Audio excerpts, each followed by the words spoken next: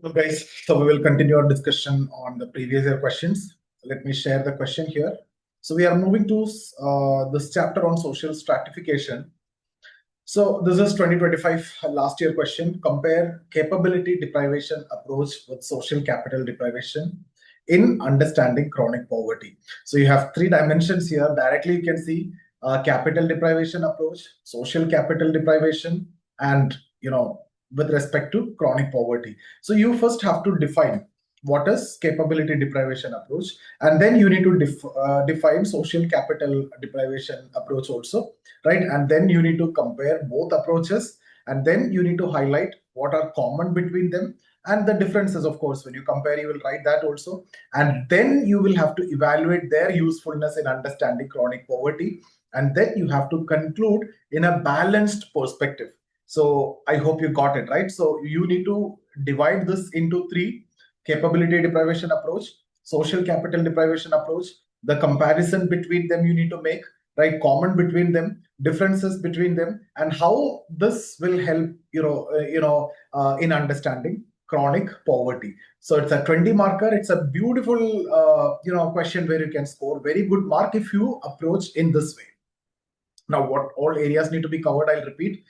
What is the meaning of chronic poverty? So that I'll quickly give you. I'll go through that faster because we have done this in the sessions. Then Amartya Sen's capability approach you need to discuss, right? And then you need to discuss Pierre Bourdieu, Coleman, and Putnam social capital, right? And then comparative analysis you need to discuss, and then the similarities, and then contemporary examples, and then Indian policy examples, and then critical evaluation and conclusion. Okay, so now see here, this is a very contemporary question because now you can see UPSC is moving away from what is poverty or defining poverty, right? That is something like absolute poverty, that is lack of income. But now they are moving away from that kind of approach. And you see, modern sociology view poverty in a multi-dimensional way, right? And in that, two major approach that explain the multi-dimensional nature is what? One is Amartya Sen's capability deprivation approach. I'll give you that answer anyway, just understand this. So in introduction, you can briefly mention this. So sociology is moving from a single dimension to multidimensional in that two approaches. Amartya Sen's capability deprivation approach. And the second is social capital deprivation approach, which is associated mainly with Pierre Bourdieu, Coleman, James Coleman, and Robert Putnam. So both are actually explaining chronic poverty differently. Now you can define what is chronic poverty. So I've given here, you can go through that. So you will first understand the meaning of chronic poverty. So what does that mean? The poverty that continue for years or even generation, right? Chronic hunger, chronic poverty. So it's not simply, temporary lack of income. So temporary lack of income, if I come below the poverty line, that is BPL, poor. Above poverty line, I become APL, right? It is temporary, it can change also, but this is like chronic over a period of time, generations, years. So here people lack education, health, employment, social networks. Social network is your social capital, opportunities, participation. So the question is, why does poverty continue despite this economic growth, right? So if economic growth is there and if that is permeating to the people, then they should not be in poverty. They should get education, they should get better healthcare, there should be employment. There is a demand generation, there should be employment and all those, but why that is actually not happening? So these two approaches answering that question basically. So we will be looking into the first one, that is capability deprivation approach. Okay, so see, what Amartya Sen says is that poverty is not merely lack of income, rather poverty is deprivation of capability. So here you lack capability. So capability means the real freedom to achieve the kind of life that one values or one want to. For example, can a person go to school, right? Or he have access to healthcare, proper healthcare? Can he get facilities from the hospital?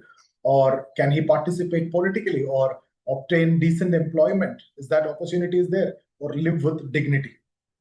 Now, if the answer for this is no, then that person is poor. So it's not merely in terms of economic criteria, upper that line or below that line, right? So even if some income exists, still that person is poor if he don't have access to this, right? That means Amartya Sen is basically shifting the focus from income to human freedom. So you can take this example. Suppose two people earn 15,000 per month. One is healthy, educated, and has access to quality schools, but the other is disabled or uneducated and has no health care. So their income criteria, if you see, both are earning same, but their capability are completely different. One person is more capable, right? According to Amartya Sen, the second person experienced much deeper poverty. So this is what the capability deprivation approach. Here it is not income, it is much beyond that. So the second person here lack some capability. I hope you got it. Now comes to social capital deprivation approach.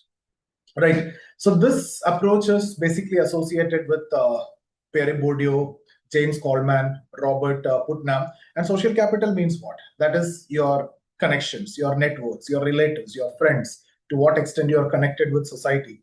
With their help also, you can achieve many things, right? You can get your sales, you can get many things. That way also you can get social mobility. So here, if you see, what they're saying is poverty also results from absence of social capital.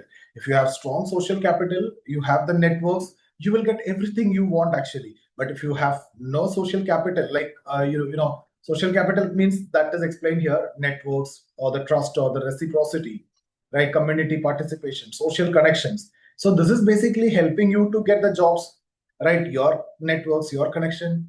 If you don't have connections, you may not get that. It will help you to get more informations, more credit. You can get money also for the requirements, you can pay it back. So that is giving some kind of mobility, that gives some kind of advantage.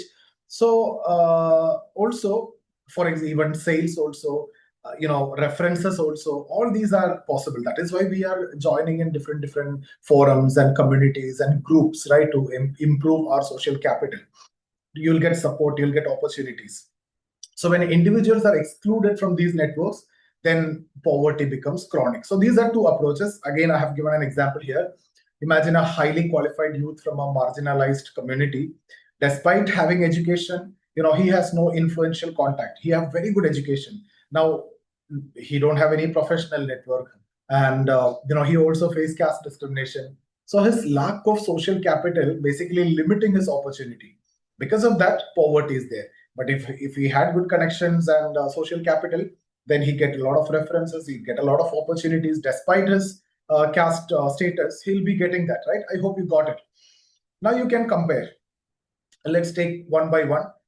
First one is unit of analysis. So capability approach focuses primarily on the individual, and the concern is whether the individual possesses the freedom and ability to achieve valuable outcomes. You remember there I told you whether that individual is capable. I told you he's having some physical limitation also. But when it comes to social capital approach, this is focusing on community and social relationship. So here the concern is whether people connected to the supportive networks. So here it is at the individual level. Here it is more of social relations. So of course, this is economist Amartya Sen and this is sociologist. So that difference will be there. That's something which you can easily write also. Second is the nature of poverty.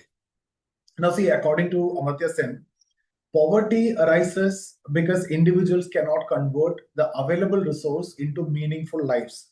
And according to this social capital theorist, the poverty arises because individuals are excluded from networks that basically provide opportunities.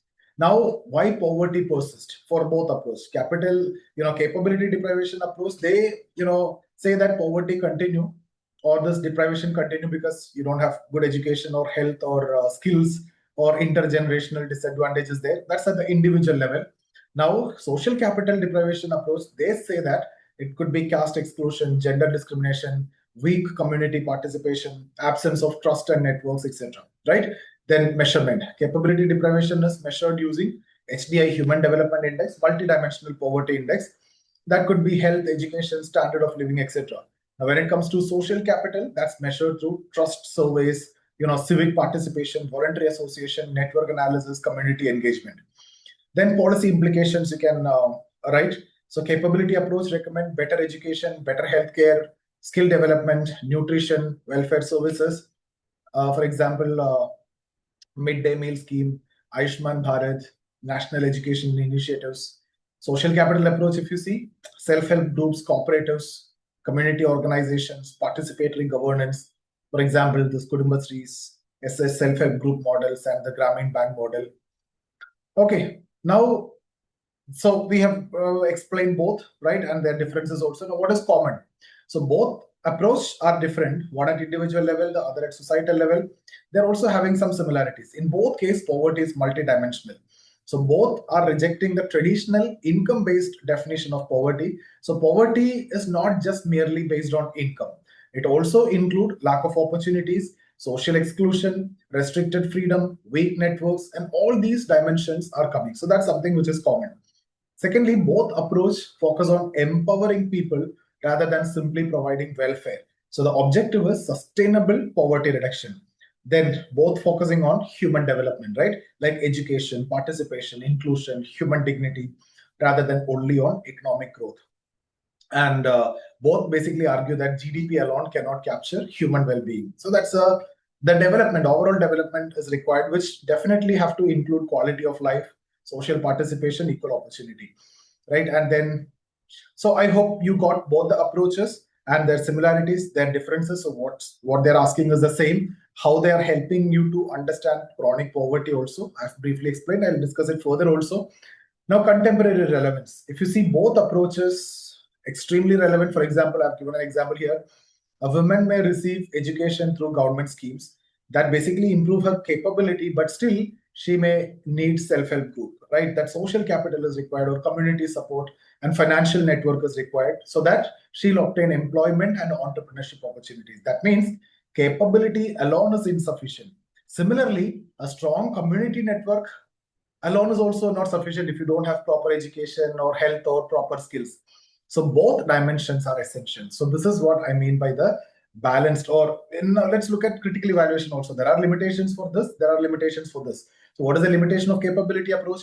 It basically give comparatively less attention to the social relationship, whereas the other give importance to that power structures and community network. Here, the strong social network are not always positive, right? There are close networks which is based on caste, religion or ethnicity that may actually reinforce exclusion also. So that networks is not always positive. At the same time, network alone is not going to help you if you don't have education, health or other skills, right? So that is what even Bourdieu also called the unequal distribution of social capital.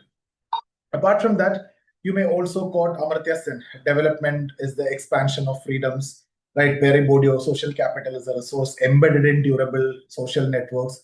Robert Putnam, you can also say communities with higher trust and civic engagement experience better development outcomes. So this is what the question is. This is what the two approaches. So I know, ultimately you just need to know social capital approach, everyone know. Whether capability deprivation approach you know and Amartya Sen you know or not is the only question here.